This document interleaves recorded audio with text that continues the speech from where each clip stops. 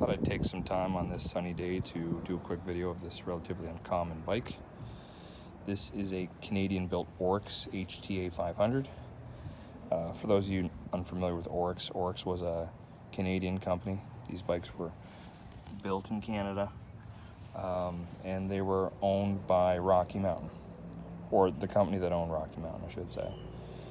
So while these bikes weren't necessarily built on Rocky Mountain frames, some of them were spec'd out pretty high. Oryx was basically the equivalent of Rally of Canada.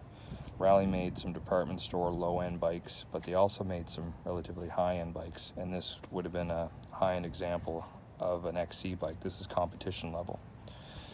So jumping into it, component-wise, this bike's got Shimano XTR in the rear, which was as high as it got back then, and Oryx in the front.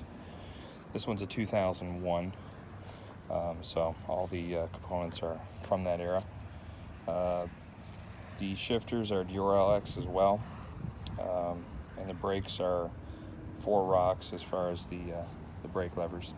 Now this would have originally been born with Grimica hydraulics, but at some point in time someone swapped over some mechanical discs.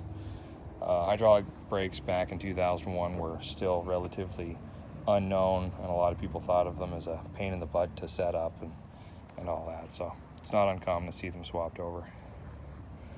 Other than the brakes, this one's pretty much stock.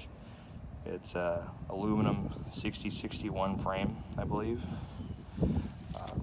Relatively lightweight. I think it comes in about 24 pounds. 4 rocks crank arms.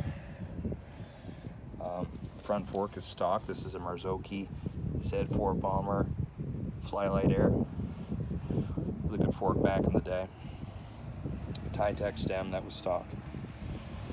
Yeah, the rims. The rims are Mavic X221, and those were original to the bike, and the tires were Maxxis Kraken.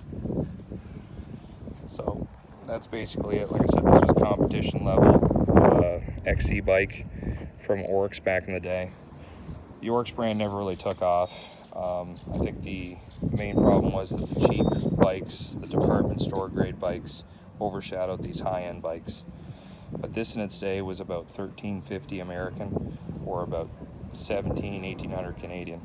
So it was quite a bike in its day. Anyway, thanks for watching.